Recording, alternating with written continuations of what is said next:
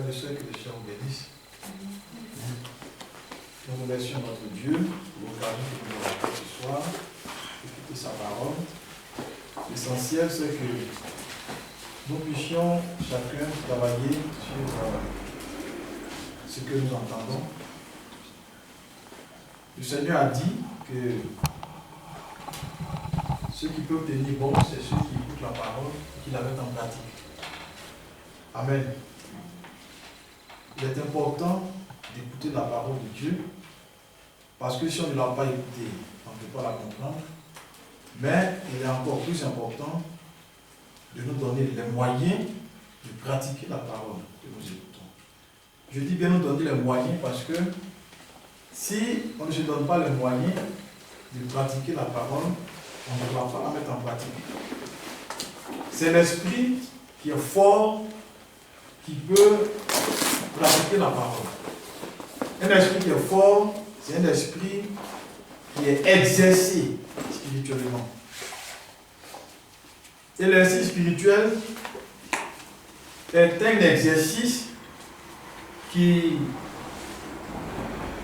travaille à assujettir notre corps, qui nous domine, qui domine notre esprit souvent et qui nous empêche de pratiquer la parole. Donc c'est vraiment important de travailler sur ce qu'on a entendu. Et quand on se rassemble comme ça, c'est comme des étudiants qui sont allés prendre des cours à l'université. Ou bien au collège. Vous savez comment ça se passe? On prend le cours et quand on rentre à la maison, chacun va étudier ses leçons. Amen. Amen. C'est comme ça. Pour réussir les examens. Si tu viens prendre les cours et qu'une fois à la maison, tu ne travailles pas, puis ce que tu as reçu, il n'est pas sûr que tu réussisses les examens. Mais quand tu reçois la parole, que tu rentres chez toi, tu l'examines, tu essaies de voir, de comprendre, d'analyser ce que Dieu veut te dire. Et quand tu as bien compris ce que Dieu t'a dit, que tu prends des résolutions dans la prière, dans le jeûne, dans le combat, dans l'humiliation devant le Seigneur, alors tu peux avoir des résultats. C'est pour ça que tu ne pas se borner seulement à écouter la parole, mais à la mettre en pratique. C'est vraiment très important. Et c'est une lutte. C'est une lutte. Pour parvenir à mettre en pratique la parole, c'est une lutte. Et moi j'aime dire que la parole qui est pour nous, c'est celle qu'on réussit à pratiquer. Tant que tu n'as pas encore réussi à pratiquer une parole, elle ne peut pas produire en toi du fruit.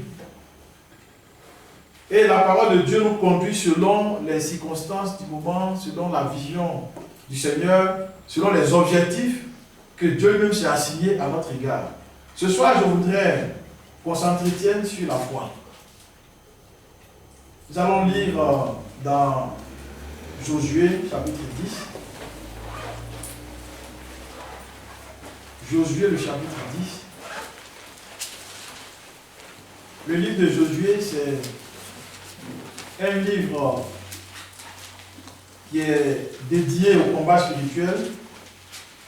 Vous savez que les enfants d'Israël, quand ils ont quitté l'Égypte, un temps était arrivé où ils devaient prendre le pays que Dieu leur avait donné.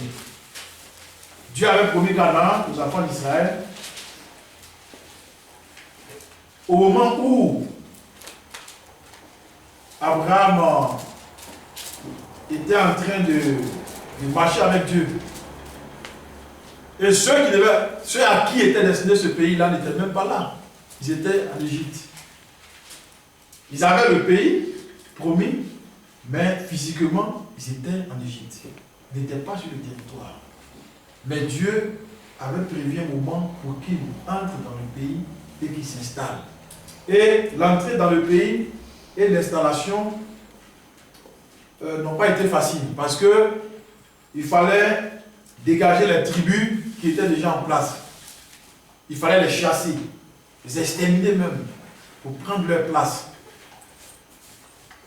Ce sont des images qui sont dans l'Ancien Testament pour nous faire comprendre la réalité de la marche dans la foi. Et ce sont des réalités qu'on doit garder à l'esprit pour ne pas nous laisser engloutir par l'adversité. Donc, on lit dans Josué 10, Josué au chapitre 6. C'est l'histoire de Gabaon.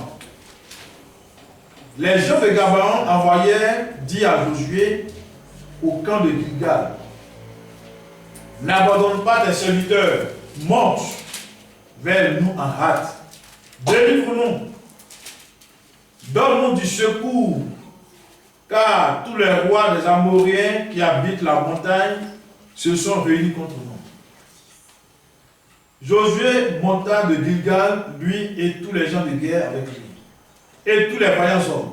L'Éternel dit à Josué: ne les crains point, car je les livre entre tes mains, et aucun d'eux ne tiendra devant toi. Josué arriva subitement sur eux, après avoir marché toute la nuit depuis Gilgal. L'Éternel les mit en déroute devant Israël, et Israël leur fit éprouver une grande défaite près de Gabaon, les poursuivit sur le chemin qui monte à Beth-Horon et les battit jusqu'à Azekah et à Makeda.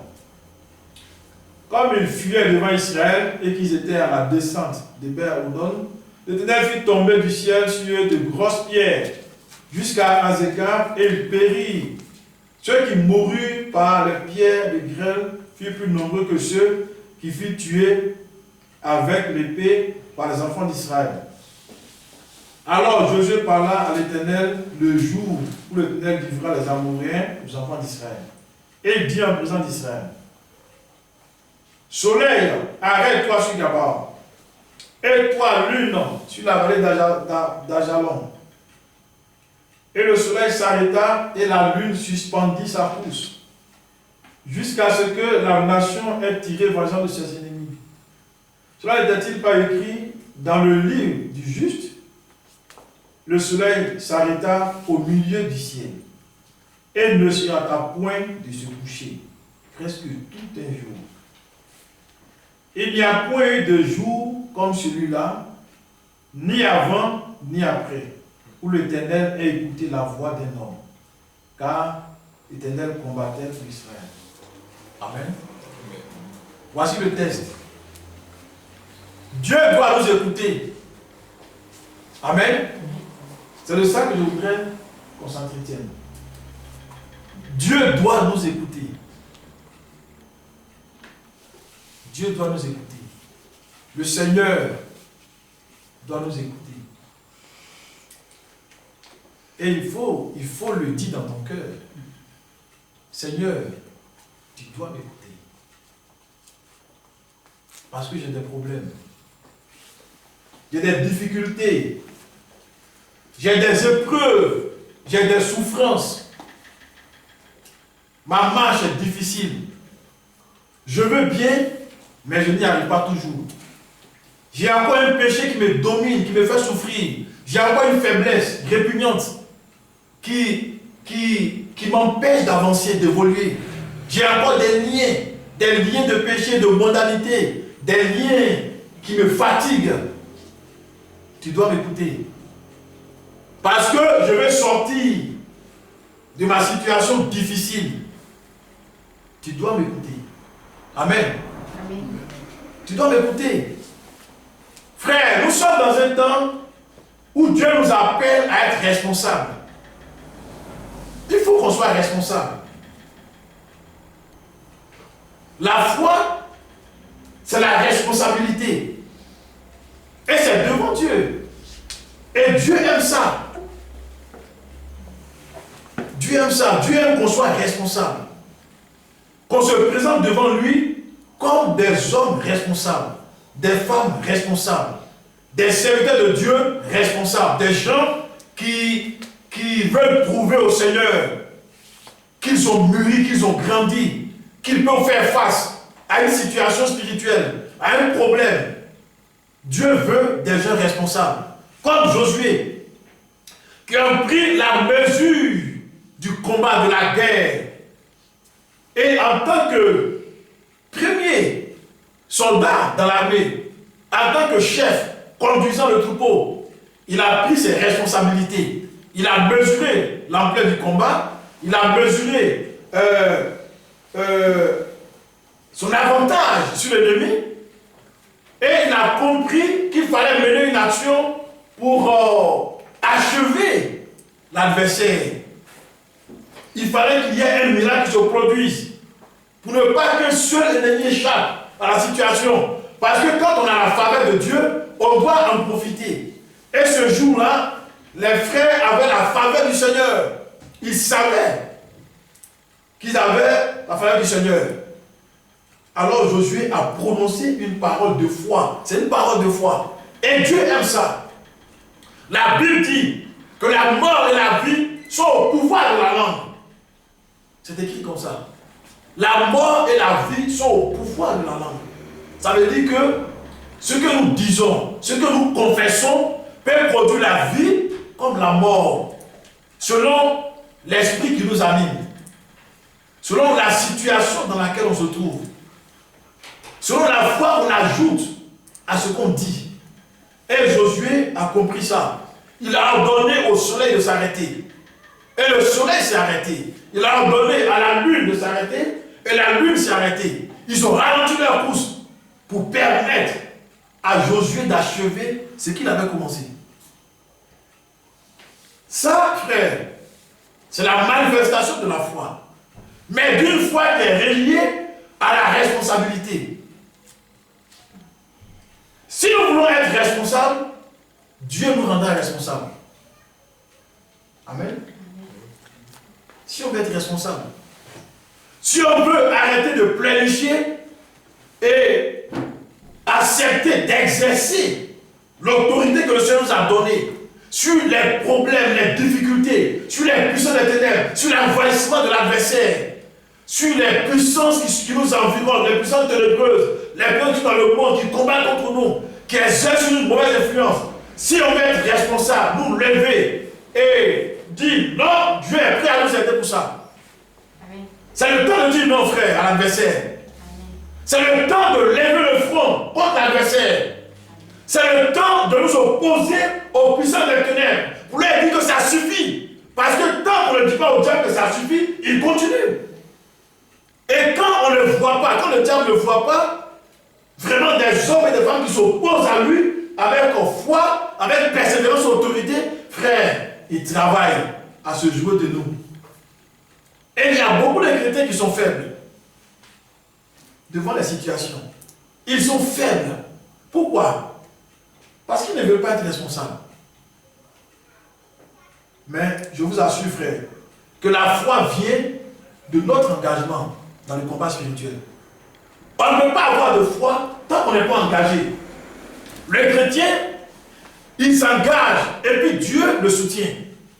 Mais il ne faut pas attendre que Dieu te pousse avant que tu t'engages. Tu t'engages et Dieu te soutient. Il faut que tu donnes l'impression de quelqu'un qui veut se lever et marcher pour que Dieu te soutienne. Amen. Amen. C'est comme ça, frère. Amen. Il faut qu'on grandisse. C'est important. Le frère maintenant a manifesté une grande foi. Il a parlé de la foi de l'enlèvement. C'est une grande foi qu'il a manifestée. Et il a dit que l'épouse est appelée à agir de la même manière. Frère Branham, il y a un témoignage que j'ai lu de lui qui m'a vraiment édifié, qui jusque-là m'a impressionné. Il a fait bouger un objet devant une jeune fille malade. Elle était paralysée, couchée dans un lit. Et le frère avait prié pour elle. Il lui a parlé de la foi. Elle a dit, moi je ne sais pas ce que c'est que la foi. Tout étonné, elle dit, moi je ne sais pas, je n'ai pas la foi, je ne sais pas ce que c'est. Le frère lui a dit, je vais te montrer ce que c'est que la foi. C'est comme ça, frère. Et il faut que nous puissions arriver à un stade où nous partageons la foi. Un stade où on peut enseigner ce que c'est que la foi aux autres. Il a dit, tu vois, l'objet qui se trouve là sur ta tête, je vais faire bouger ça par ma foi. C'est ce qu'il lui a dit. Je vais faire bouger ça par ma foi. Elle était là, elle regardait. Et le frère a fixé l'objet. Ce n'était pas de la télépathie. Il y en a qui accusaient le prophète de faire de la télépathie. Mais ce n'était pas de la télépathie. C'était de la foi. Et la Bible le confirme. Comment est-ce que Josué a pu arriver à dire au soleil de s'arrêter? Comment est-ce qu'il a pu? Soleil, arrête-toi. Et le soleil s'est arrêté. Lune, arrête-toi. La lune s'est arrêtée. Comment est-ce qu'il a pu faire ça, Josué? Ce n'était pas de la télépathie. C'est la parole qui est sortie de sa bouche qui a agi. Et le prophète a dit une autre chose qui m'a touché. Il a dit que les paroles qu'on prononce ne se perdent jamais. Ça y est dans la nature. Ça y est dans la création. Ça marche.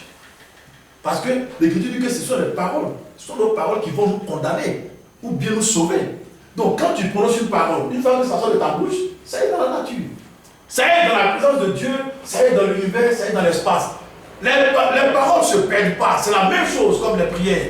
Les prières ne se perdent pas. C'est pour ça que l'Écriture veut qu'on ajoute la persévérance et la foi à la prière. Et c'est la foi qui pousse les prières. Ça pousse les prières jusqu'à leur exaucement.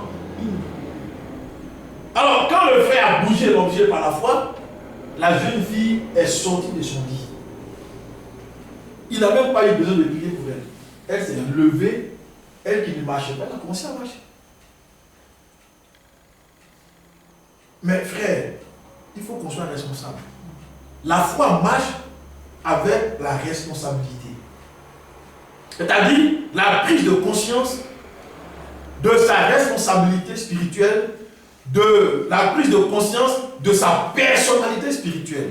Nous avons une personnalité spirituelle qui est divine. L'Écriture a dit, vous êtes des dieux. Vous à qui la parole de Dieu a été adressée, vous qui avez cru dans la parole, vous qui avez été engendrés par la parole, vous êtes des dieux. Donc un chrétien a une personnalité divine. Amen. Nous le croyons, frère. Nous avons en nous une portion de divinité.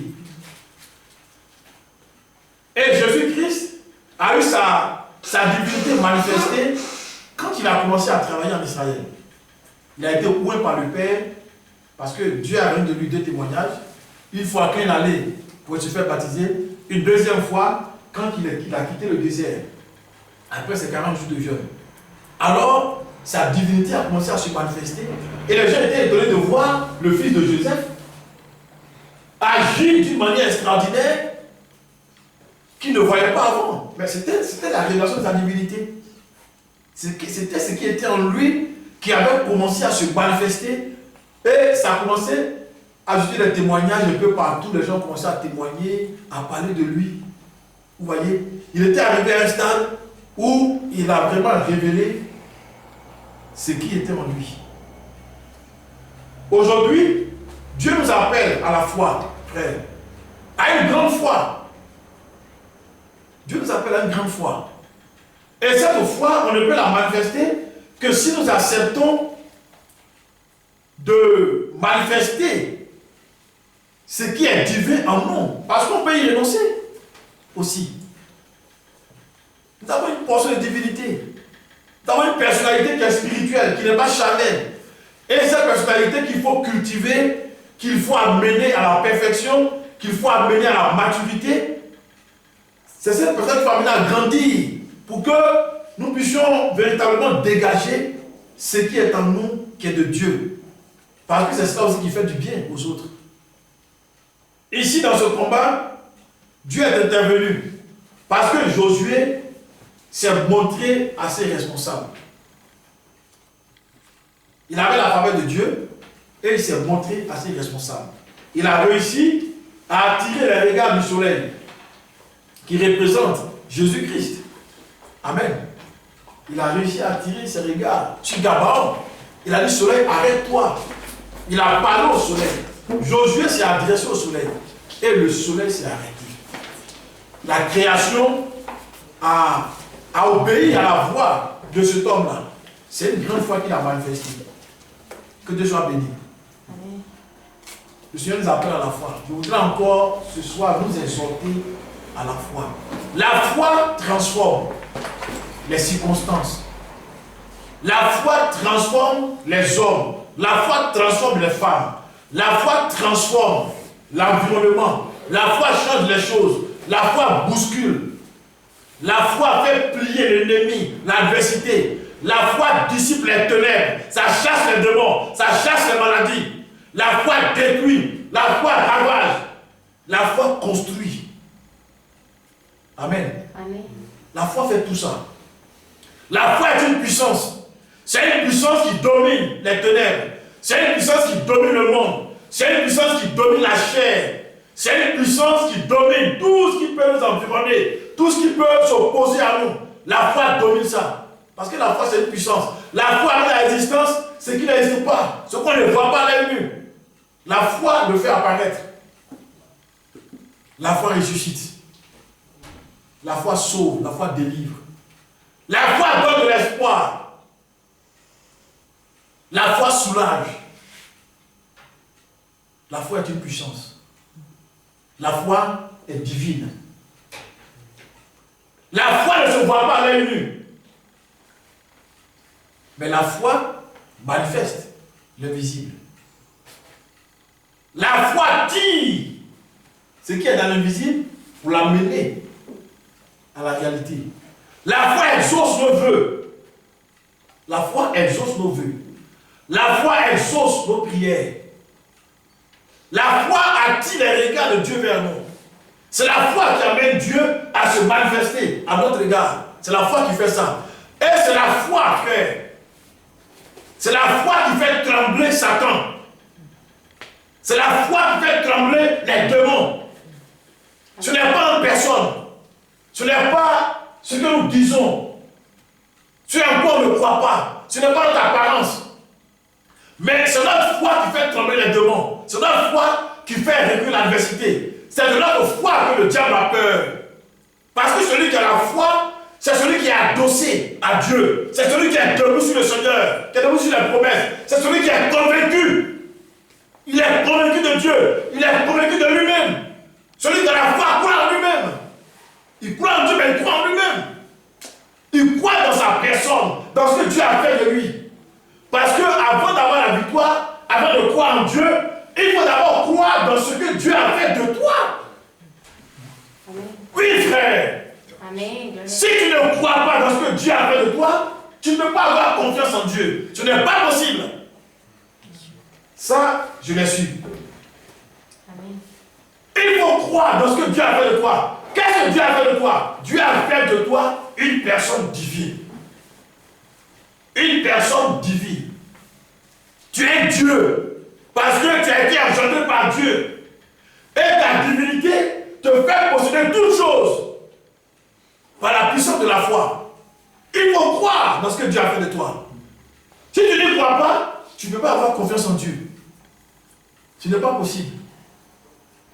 Qu'est-ce qui a poussé Josué à regarder le soleil et à lui dire, arrête-toi? Qu'est-ce qui a poussé Josué à faire ça? Qu'est-ce qui peut pousser un homme qui marche comme ça dans la rue à dire, soleil, arrête-toi? Pour pouvoir s'adresser au soleil, moi je pense qu'il faut croire dans quelque chose. Il faut croire dans quelque chose. Il faut croire dans ce que Dieu a fait de toi. Il faut croire dans ton appel. Amen. Il faut croire dans ta personnalité spirituelle. Il faut croire dans ton association avec Dieu. Il faut croire dans ton accord avec Dieu. Il faut croire que toi et Dieu, vous formez une seule personne. Et que ce que tu dis, Dieu l'atteste, Dieu le confirme. Parce que vous avez les mêmes intérêts, vous croyez les mêmes choses, vous êtes dans la même voie pour accomplir le plan du Seigneur. Il faut croire en cela. Il faut croire en cela. Aujourd'hui, on est misérable. Pourquoi? Parce que pour certains, on ne croit même plus dans l'appel du Seigneur. Aujourd'hui, l'Écriture dit que 2 personnes ne peuvent pas s'accorder. Ça, demain, je vais en parler. Deux personnes ne peuvent pas marcher ensemble s'ils ne sont pas d'accord. Dans notre génération, Dieu nous a appelés à nous accorder sur quelque chose. Il faut qu'on croie dans cette chose, frère. Si tu es convaincu qu'aujourd'hui, Jésus-Christ cherche une épouse, que tu en fais partie, que tu as reçu une parole, un message pour ça, si tu crois que tu es engagé dans un combat spirituel avec le Seigneur Christ pour un même intérêt, frère, ça c'est suffisant pour agir. C'est suffisant pour dire non au diable, pour dire non à Satan, pour dire non à la maltraitance des démons, pour dire non à tout ce qui t'attaque, qui t'empêche d'avancer. Tu peux le dire. Et Dieu ne refuse pas sa grâce à ceux qui sont engagés avec lui dans un même combat pour un même objectif. Frère, ici, Josué et Dieu étaient d'accord pour en finir avec les Amoréens. Le combat de Dieu ici, c'était le combat de Josué et vice-versa. Donc, dans l'instant où on est accordé avec le Seigneur, dans un même intérêt, dans un même chemin, dans l'instant où on est en train de travailler ensemble pour un seul but et un même but, nous avons le soutien du Seigneur. Et on doit être suffisamment responsable pour dire non au diable. Ça suffit. On doit arriver un jour à dire à Satan, ça suffit. Dans notre ménage, on doit réussir à dire au diable, à un certain moment, ça suffit. Tu as assez travaillé, dans mon ménage, ça suffit. Dans notre église, on doit pouvoir dire à Satan, un jour, ça suffit. Tes maltraitances, ça suffit. Amen. Ça, c'est la personnalité divine qui s'exprime. Et ça marche. Parce que les armes avec lesquelles nous combattons sont spirituelles. Ce n'est pas charnel. Tant qu'on se bat dans la chair, frère, on bat dans le vent, on bat l'air, ça ne va nulle part. Mais lorsque notre personnalité spirituelle commence à se manifester, quand il commence à agir, quand il dit ça suffit, ça suffit. Et ça marche toujours. Parce que le diable ne tient pas devant un adversaire qui sait qui il est, qui sait ce qu'il fait, et qui connaît son rapport avec Dieu. Le diable ne tient pas devant lui. Amen. Il ne tient pas, frère. Oui, honnêtement, je le dis. Je parle par expérience. Dans le domaine de la foi, on ne parle pas pour parler. C'est un domaine où on parle par expérience. Avant d'avoir la victoire, tu dois croire dans ce que Dieu a fait de toi. C'est la vérité, frère. C'est la vérité. Si tu ne crois pas dans ce que Dieu a fait de toi, tu peux avoir la victoire. Et je me souviens très bien d'une prédication du frère Madame. Il a parlé de Moïse. C'est la prédication où Moïse s'est retrouvé avec le peuple d'Israël devant la mer. Parce que quand ils sont arrivés là, la mer était étendue. Ils ne savaient pas quoi faire. Ils ont commencé à murmurer contre Moïse. Et derrière, ils avaient l'armée de Pharaon qui venait. Oui, la prédication. Pourquoi crier? Parle. Pourquoi crier? Parle. Et il a dit que lorsqu'un homme se trouve dans la position où Dieu l'a placé, en train d'agir, il a tout le soutien de Dieu. Et ce qu'il a fait, c'est de parler, c'est de dire non, ça suffit. Ça suffit. Le peuple a commencé à grogner. Il a dit non, mais Moïse, parle au peuple, qu'il marche. Parce que quand le peuple de Dieu marche, il n'y a pas de barrière, il n'y a pas d'adversité qui peut bloquer sa marche. Frère, aucune puissance dans les cieux sur la terre ne peut bloquer la marche de Dieu, la marche de l'Église, la marche du serviteur de Dieu, la marche du servant de Dieu, la marche d'un ménage chrétien, la marche de celui qui a en lui Christ, frère. Personne dans le ciel et sur la terre ne peut bloquer sa marche. Ce n'est pas possible. Ce n'est pas possible. Il lui a dit, pas le peuple qui marche. Qu'il marche. Qu'il marche vers la mer et on verra si la mer ne cédera pas. Qu'il marche. Si on s'arrête, on ne verra pas le miracle. Marche. Pardon, Seigneur, il y a la mer, on ne peut pas marcher. L'eau peut se solidifier sous vos pieds ou bien il va s'ouvrir. C'est les deux possibilités. Mais ça ne pourra pas vous empêcher de marcher. Non. Parce que la foi règle ce problème. Il ne dit pas le peuple qui marche. Il n'y a pas de blocage pour le peuple de Dieu. Le blocage, on le casse. Et puis on continue. Et on peut le casser. Amen. Dieu nous appelle à la foi. Dieu nous appelle à la responsabilité. Dieu nous appelle à agir contre les puissances des ténèbres, contre les agissements de l'adversaire, contre les oppositions. Il y aura toujours des oppositions. Mais ça ne peut pas bloquer la marche du peuple de Dieu. Je suis à dire que si on a de la foi, on peut s'adresser à une montagne. Amen. C'est ce qu'il a dit. Jésus a dit, tout est possible à celui qui croit. C'est la vérité, frère. Moi, j'ai compris ce passage. Avant, je ne comprenais pas bien. Mais après, j'ai compris ce que ça voulait dire. Tout est possible à celui qui croit. Tout est possible à celui qui exprime sa divinité. Parce qu'il y a des chrétiens qui n'arrivent pas à exprimer leur divinité. Ceux-là, ils ont des problèmes. Parce qu'ils combattent dans la chair. Mais celui qui arrive à exprimer sa divinité, pour lui tout est possible. Parce que vous verrez qu'avant ça, le Seigneur a dit, aux hommes c'est impossible, mais à Dieu c'est possible. Amen. Amen. Ça veut dire aussi qu'aux fils de Dieu, qui sont des dieux, c'est possible. C'est impossible pour les fils de Dieu, qui sont des dieux. Amen. Des gens qui la parole de Dieu est établie, des gens qui ont la puissance de l'esprit, des gens qui ont l'autorité du Seigneur. À ceux-là, tout est possible.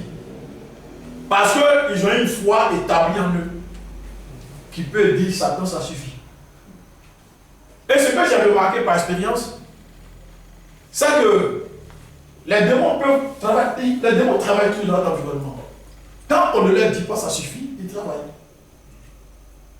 Un démon, on le chasse. Amen. On le chasse. Un enfant qu'on voit sur le chemin, on prie contre. On ne croise pas les mains, on prie contre. Et la prière a plusieurs développements. Si tu dis à un démon, je te chasse au nom de Jésus. Et qu'il est encore là. Ça ne veut pas dire qu'il n'a pas entendu ce que tu as dit. Il l'a entendu. Mais c'est tellement que il ne s'est pas senti suffisamment menacé pour prendre la fuite. Il est là. Il y a des cas comme ça dans la Bible. Où Jésus a eu à dire aux disciples, parce qu'ils avaient remporté beaucoup de succès par endroit, et ils sont tombés sur un démon où ça ne bougeait pas. Ils ont commandé, il est resté là. Ils ont commandé, il est resté là. Jésus a dit, ce genre de démons ne sont que par le jeûne de la prière. Amen. Ça veut dire qu'ils n'obéissent qu'à des gens qui sont exercés spirituellement. Des gens qui sont habitués aux exercices spirituels. Donc tu as un esprit suffisamment fort et un certain niveau de foi. Vous voyez, frère. Mais toujours est-il que les démons obéissent. Mais tout dépend du niveau de foi, du niveau de puissance que nous avons. Donc, tout est possible à celui qui croit. Mais il faut qu'on accepte d'être responsable, frère. Dieu a donné un châtiment de 40 ans aux enfants d'Israël. Pourquoi? Parce qu'ils ont murmuré. Ils sont arrivés à Canaan, au lieu d'entrer dans le pays, ils ont commencé à murmurer. Ils ont commencé à se plaindre. Ils ne pouvaient pas. Ils ne pouvaient pas. Ils ne voulaient pas. Je ne dirais pas qu'ils ne pouvaient pas, mais ils ne voulaient pas affronter les géants qui étaient dans la terre promise. Ils ne voulaient pas les affronter. Ils sont restés là à tourner sur eux-mêmes, à se plaindre, et puis ils ont commencé à pleurer. C'était un deuil. Vous voyez les pleurs dans la maison de Dieu, les pleurs et les murmures, c'est une forme de résignation. Et puis, c'est une manière de dévaloriser Dieu. Amen. On dévalorise le Seigneur quand on commence à pleurer, à murmurer sur notre sort, à faire comme si on faisait pitié. Je l'ai déjà dit ici, je pense. Un chrétien ne fait pas pitié. Amen. Ce sont les gens du monde qui font pitié. Parce qu'ils ne connaissent pas Dieu. Ils n'ont aucun espoir, ils n'ont aucune puissance, ils n'ont aucune autorité, ils n'ont rien. Ils n'ont pas d'arme contre l'adversité. Ils n'ont pas d'arme contre le diable. Ils n'ont pas d'arme contre le monde. Ils n'ont pas d'arme, ils n'ont rien dans la main pour faire quoi que ce soit. Donc ceux-là, ils font pitié. Et nous, les hommes de foi, on doit éprouver pour ce genre de personnes de la pitié. Mais nous, les chrétiens, nous ne faisons pas pitié. On ne fait pas pitié, frère. Pourquoi? Parce que Dieu nous a donné tous les moyens de nous défendre vis-à-vis des problèmes qu'on peut rencontrer dans notre marche. Il n'y a pas un moyen que Dieu n'a pas donné. Le nom de Jésus a été donné. Nous avons la foi, nous avons l'esprit. Et quand le Seigneur partait, il a dit, je serai avec vous tous les jours jusqu'à la fin du monde. Il a dit, j'ai reçu le pouvoir dans les cieux et sur la terre. Je vous donne le pouvoir de marcher sur les serpents, sur les scorpions et sur toute la puissance des ténèbres. Et il a ajouté, rien ne pourra vous nuire. Amen. Et dans l'Écriture, il y a beaucoup d'exemples où des hommes de foi sont adressés à la nature, à la création, et puis elle a obéi. Jésus a dit à Pierre, viens. Quand il a marché sur l'eau et que Pierre a vu, et si c'est toi, ordonne que je vienne. Il a dit, viens. Pierre a marché sur l'eau. C'est le doute qu'il a fait plonger sur l'eau, il a marché sur l'eau. Jésus a dit à un figuier de sécher, le figuier a séché le lendemain. Des gens sont allés délivrer Pierre d'une prison sans que les soldats ne s'en rendent compte.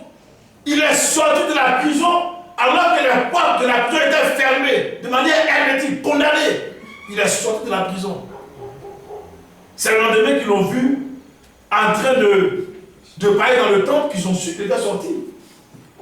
Amen. Paul a fait des jours dans le fond de la mer. Il est sorti. Jonas a été avalé par une baleine, il a été rendu, il n'est pas mort.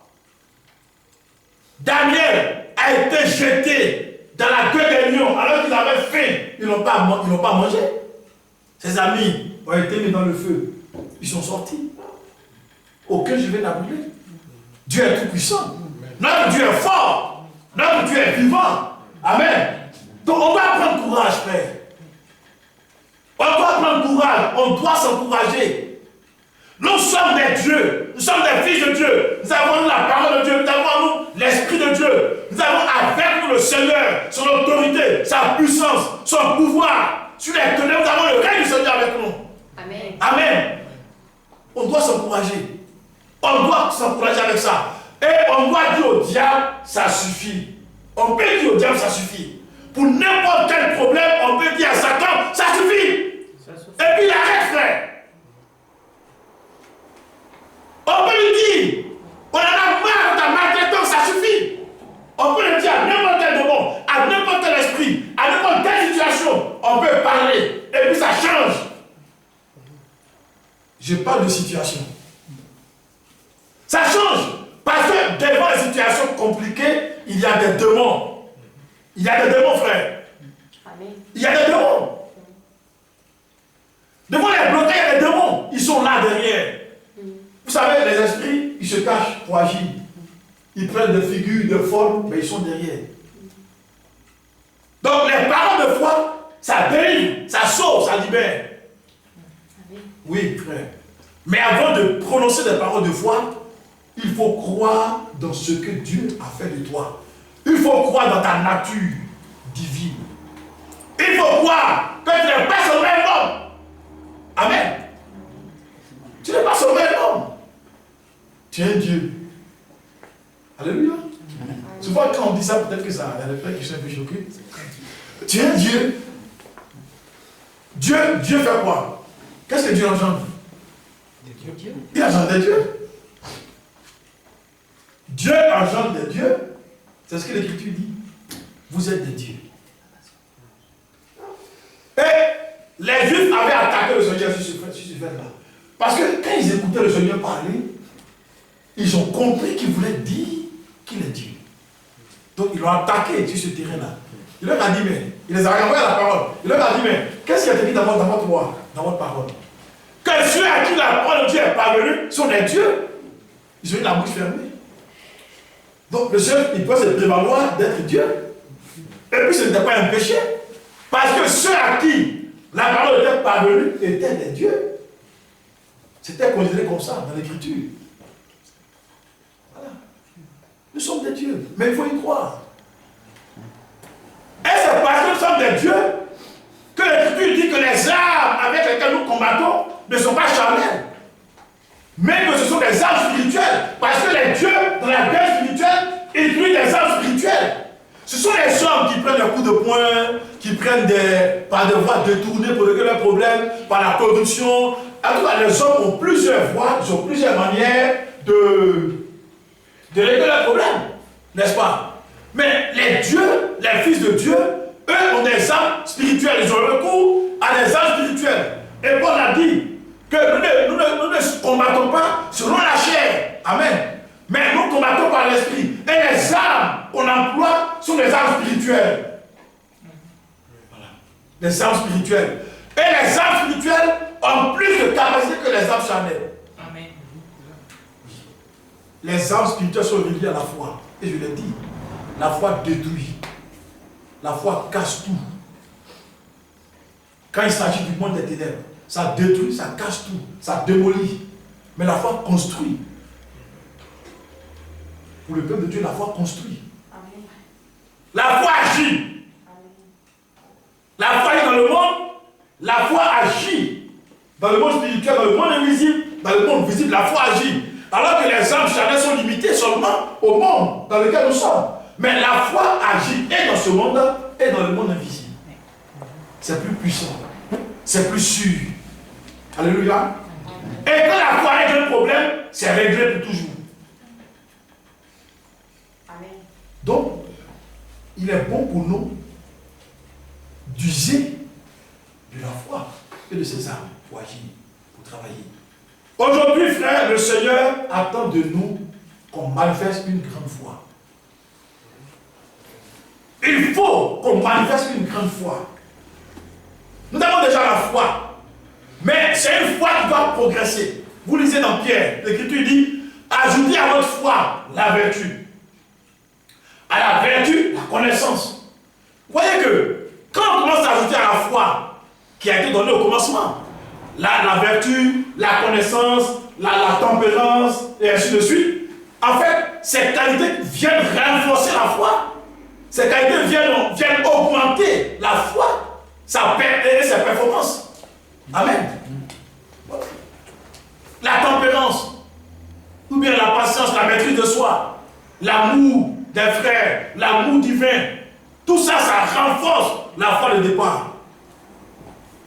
Pour la rendre plus puissante, plus vivante, plus efficace, plus persévérante, plus percutante. Et pour être enlevé, il faut qu'on parvienne à un certain niveau de foi. Ça, le prophète l'a dit clairement. Lui-même, il est arrivé là-bas avant de mourir. Amen.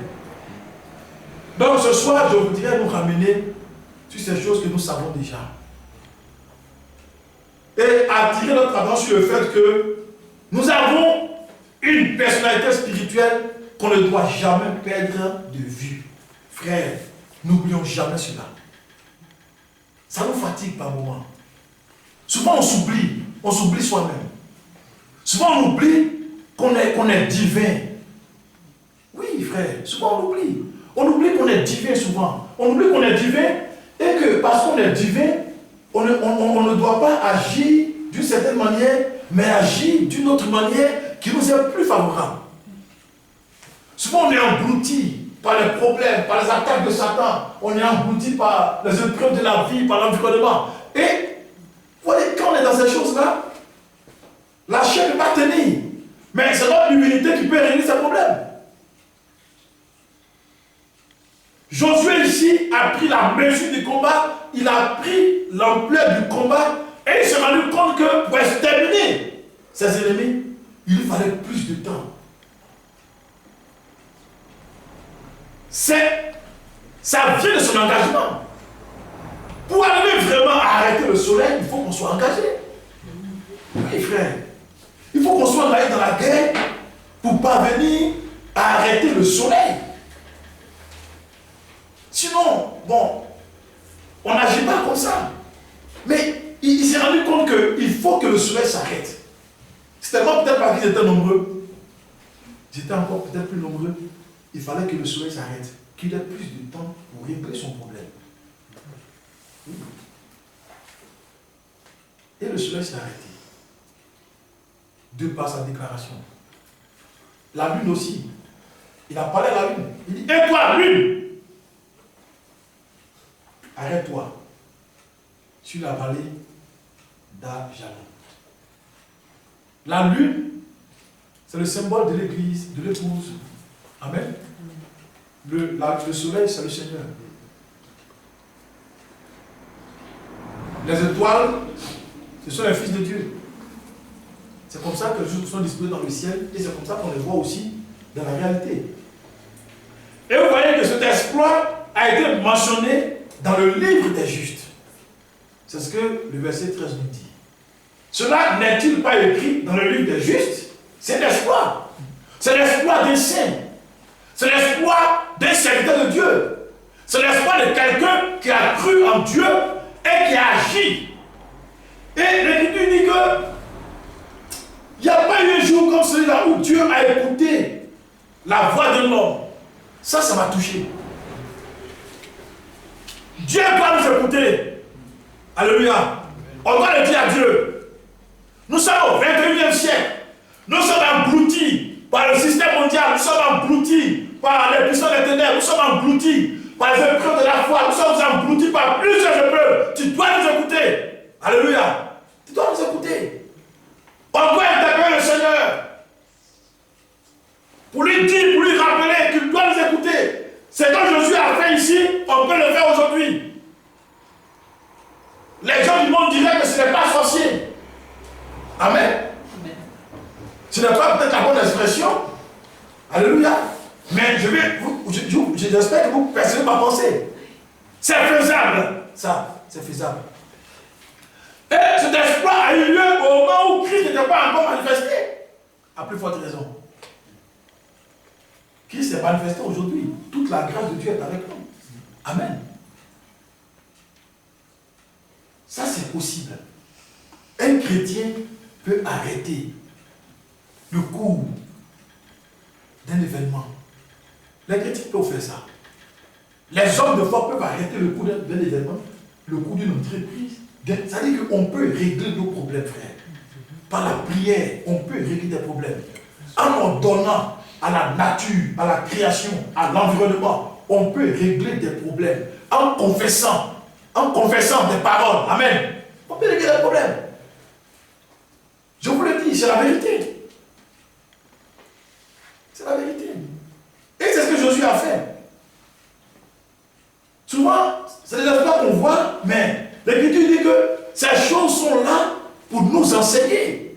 C'est pour notre instruction. Et si on lit Hébreux 11 parle des hommes et des femmes de foi.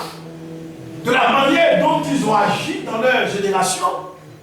Et l'Écriture a mentionné des noms. Dans Hébreux 11, il y a des noms qui ont été mentionnés. Des femmes. Des hommes ont fait des exploits par la foi. Ils ont affirmé leur divinité. Ils ont affirmé ce que Dieu a fait d'eux. Ils ont mis à leur avantage leur relation avec le Seigneur. Et ils ont été exaucés. Ils ont réglé des problèmes qui semblaient peut-être difficiles. Ils ont levé des blocages. Ils ont cassé des barrières. Ils ont défoncé des portes fermées. Amen. Oui. Ils ont ouvert la mer. Ils ont battu sur les eaux.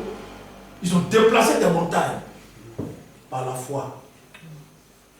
Mais il faut croire dans ce que Dieu a fait de toi. Mon frère. frère, ma soeur, il faut croire dans ce que Dieu a fait de toi. Il faut croire dans ce que Dieu a fait de toi. Surtout dans notre génération. Il faut croire dans ce que Dieu a fait de nous. Il faut croire que nous avons la faveur de Dieu aujourd'hui. Et qu'on n'est pas fait pour plénicher, pour pleurer, pour être dans une situation où on dit, oh frère, je n'ai plus de solution. Non. Un chrétien, disons pour un chrétien, ou un fils de Dieu, moi je sais qu'il y a toujours une solution. Il y a toujours une porte ouverte. Amen. Amen. Toujours. Pour un fils de Dieu, pour une fille de Dieu, il y a toujours une consolation. Il y a toujours un jour où Dieu arrête les choses, où Dieu dit ça suffit. Ça existe. Pour ceux qui persévèrent, pour ceux qui prient, pour ceux qui croient dans ce qu'ils sont, et qui parlent, qui prononcent la parole de Dieu, qui confessent avec foi. Il y a toujours une solution pour ceux-là. Rien n'est impossible. Tout est possible à celui qui croit. C'est la vérité. Amen. Que Dieu soit béni. Il n'y a point eu de jour comme celui-là, ni avant ni après, que l'Éternel ait écouté la voix d'un homme. Mais aujourd'hui, je pense que ce genre de jour peut se multiplier dans notre milieu, dans notre vie. On peut multiplier ces jours-là. Parce que l'Écriture n'a pas dit que ça ne lui est plus arrivé. Amen. C'est parce qu'il a été dit.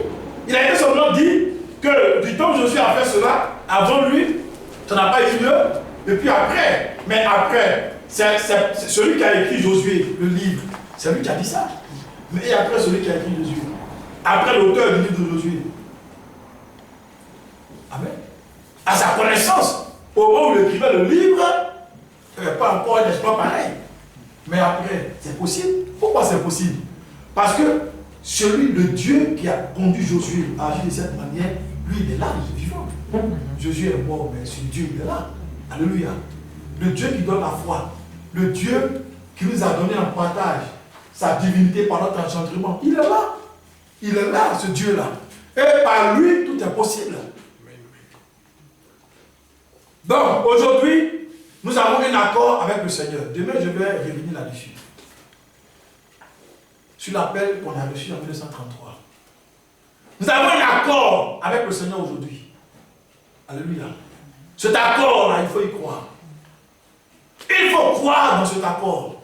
Il faut croire dans ce que Dieu a dit qu'il va faire dans notre génération. Il faut croire dans le message de la foi qu'on a reçu. Il faut croire dans le statut que Dieu réserve aux hommes et aux femmes croyants dans notre génération, à ceux qui croient ce message.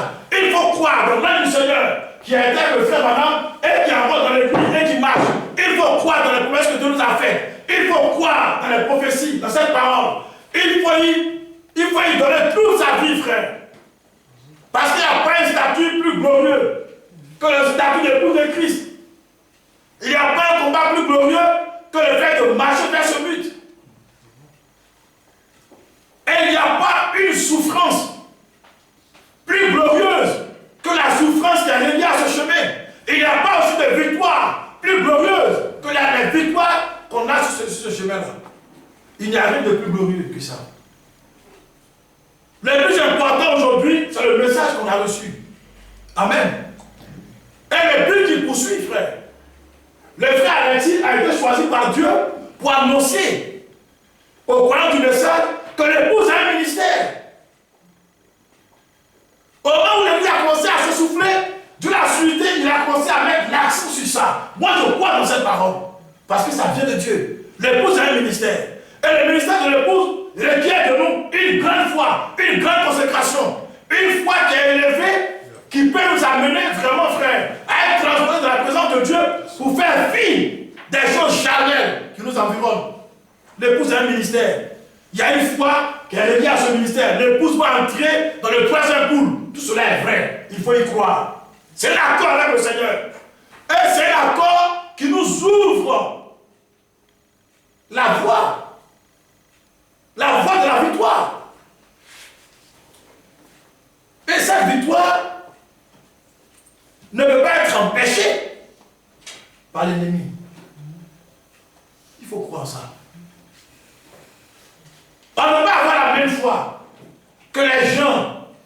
sont dans les autres religions, quand Jésus est venu par moment pour reprendre ses disciples, il a dit que si votre foi ne dépasse pas celle des pharisiens, n'est-ce pas? C'est à vous les reprendre. Vous êtes avec moi, vous êtes avec le Seigneur, vous êtes avec le Messie. Votre foi doit dépasser celle des pharisiens. Voilà. Votre foi doit dépasser celle de ceux qui croient encore dans la loi de Moïse et qui judaïsent encore. C'est la même chose pour nous aujourd'hui. Notre foi doit dépasser la foi de ceux qu'on voit dans les autres religions, dans les autres églises, qui n'ont pas encore eu la révélation du message de la fin. Notre foi doit dépasser leur foi. Donc, c'est une foi importante, frère. Oui. Le Seigneur nous appelle à une foi plus grande. Mais cette foi se trouve dans le fait pour nous de croire dans ce que Dieu a fait de nous. Si tu ne crois pas dans ce que Dieu a fait de toi, tu ne peux pas avoir confiance en Dieu. C'est pas possible. C'est pas possible. Moi, je me souviens, il y a quelques années en arrière, j'ai eu des problèmes parce que il y avait une voix intérieure qui me parlait alors que je faisais cette prière. Quand je disais Seigneur, aie pitié de moi, il y a une voix intérieure qui me disait mais on a déjà eu pitié de toi. On a déjà eu pitié de toi. Est-ce que vous comprenez? Quand je dis Seigneur, fortifie-moi, mais on t'a déjà fortifié. Chaque fois que tu dis Seigneur, fais-moi ceci, la voix te dit mais tu as déjà bénéficié de ça. Quand est-ce que tu vas grandir? Quand est-ce que tu vas prendre tes responsabilités pour agir? Tout ce que tu me demandes, tu l'as déjà. Ça y est, où? Dans ta divinité, dans ta personne divine, dans ce que j'ai fait de toi. Dans ce que j'ai fait de toi, tu as la force, tu as la puissance, tu as le courage. Tu as tout. Amen. Dans la divinité, il y a tout, frère. Mais ce sont les enfants qui à chaque fois réclament des choses. Voyez les enfants. Les enfants, ils réclament beaucoup de choses. Oui. Parce qu'ils n'ont pas conscience qu'ils doivent se servir. Mais un grand, il ne le fait plus. Il ne le fait plus. Un grand, il ne le fait plus. Tu veux manger quelque chose, mais tu te rends dans la cuisine. Tu veux boire de l'eau, tu vas dans le frigo. Tu veux boire du lait, c'est là-bas qu'on trouve le lait. Tu veux des fromages, c'est là-bas. Tu te sers. Amen. C'est pas ce qu'on fait. Tu te sers. Mais un enfant, il va demander. Pourquoi? Parce qu'il ne peut pas se servir. Mais à un moment, il se sert. C'est pareil. Nous avons une divinité qui a déjà tout. Tout est là. Mais il faut qu'on accepte d'être responsable. Pour parler à Dieu, au diable plutôt. Parler au diable. Le Seigneur a dit à Moïse, parle au peuple, dès qu'il marche. Ils ne doivent pas s'arrêter parce qu'ils ont vu la mer. Ils doivent marcher. Mon peuple marche. Quand Dieu indique une voie, on marche dans la voie. En marchant, les obstacles vont se lever sur eux. Ça va se lever. Et c'est Dieu qui les lève. Dieu a ouvert la mer, ils sont passés. Et quand Dieu ouvre le chemin pour nous, que le diable s'engloutit à l'intérieur, c'est lui qui reste là. C'est ce qui s'est passé à les enfants d'Israël. Ils sont arrivés devant la mer, Dieu a ouvert la mer, c'était pour le peuple, c'était pas pour l'armée de Pharaon. Et quand ils sont entrés, ils sont arrivés un peu loin, Pharaon a pris la décision de s'engager à leur poursuite dans la mer. C'était un piège. Ils ont été engloutis là-bas. Gloire à Dieu. Nous avons une voie aujourd'hui dans laquelle nous marchons. Dieu a tracé une voie pour nous. Il y a des démons qui nous suivent. Il y a des épreuves qui nous suivent. Des tentations, beaucoup de choses, des souffrances. Tout ça, ça va rester en cours de chemin. Parce qu'on n'ira pas en Canaan avec. Amen. Ça va rester en cours de chemin. Donc, soyons fortifiés, soyons encouragés. Nous avons déjà de la foi, mais l'Écriture a ajouté à cette foi la vertu, la connaissance, la maîtrise de soi, la patience, l'amour. C'est toute une évolution. Notre foi doit grandir, elle doit s'affermir. Mais cela ne peut arriver que si nous acceptons de croire dans ce que Dieu a fait de nous. Nous ne sommes pas des gens simples. Un chrétien, un homme de foi, ce n'est pas un homme simple. Ce n'est pas un homme simple. C'est un homme divin. Nous avons une divinité. Nous ne sommes pas simples dans ce monde, nous avons une divinité. Et il y a une écriture, peut-être sur laquelle je vais revenir demain matin. C'est l'apôtre Paul qui a dit cela. C'est une écriture qui est mentionnée de manière très simple, mais qui a un sens profond. Et un jour, le Seigneur a ouvert mon esprit là-dessus. Paul a dit, vous avez tout. Vous avez tout. Je lisais cela d'habitude, mais ce jour-là, j'ai été frappé. Vous avez tout. Mais comment est-ce qu'on a tout? J'ai compris que par notre divinité, nous avons tout. J'ai compris cela comme ça. Par notre divinité, par notre statut spirituel, nous avons tout. Alléluia. Amen. Nous avons tout. Nous possédons tout de par notre divinité. Comme Christ, quand Christ est venu, il possédait tout. Il était là, mais il possédait tout. Mais est-ce qu'il se servait de tout? Non. Le fait qu'il ne se servait pas de tout ne voulait pas dire qu'il ne possédait pas tout.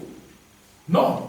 Il possédait tout, mais il n'était pas nécessaire qu'il se serve de tout. Je me souviens du jour où on lui a réclamé les impôts. C'est un exemple que je donne. Il a réclamé les impôts. Il a appelé Pierre. Il a dit, écoute, tu vas dans la mer, tu jettes la vaisseau. Le premier poisson que tu prends, tu ouvres sa bouche. Tu vas trouver suffisamment d'argent pour payer tes impôts et les miens. Amen. Est-ce que vous comprenez? Il possédait tout. De par sa divinité. Pas parce qu'il était le fils de Marie et de Joseph, mais de par sa divinité, de par ce qu'il est, il possède tout. Mais, réduit à un homme à la chair, il n'était pas nécessaire qu'il use de tout. C'est comme ça les chrétiens. En réalité, frère, nous possédons tout. De par notre divinité, de par ce que nous sommes. Mais Dieu nous recommande, comme on est dans le monde, de vivre avec seulement ce qui nous est nécessaire. À tous les points de vue, même au niveau spirituel. Jésus est venu, il n'a pas guéri tous les malades d'Israël. Il n'a pas chassé tous les démons d'Israël. Alléluia. Mais il avait les moyens de le faire. Alléluia. Mais il ne l'a pas fait comme ça.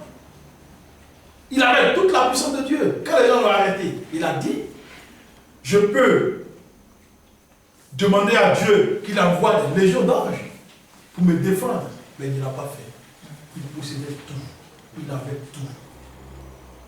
Mais il agissait avec beaucoup de sagesse, avec beaucoup d'intelligence, pour un but précis.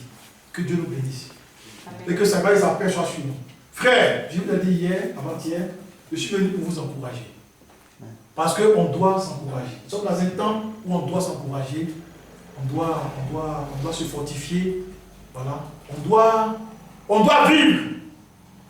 On doit vivre dans la joie, dans la paix, dans l'espérance, dans la foi. Parce que Dieu a fait de nous des créatures merveilleuses. Des gens qui ont en eux la vie de l'esprit, la puissance de Dieu, la foi pour régler leurs problèmes. Ne faisons pas comme des gens qui font pitié, des gens qui sont orphelins, des gens qui ne peuvent pas, non. Mais ayons cette foi-là que pour nous tout est possible.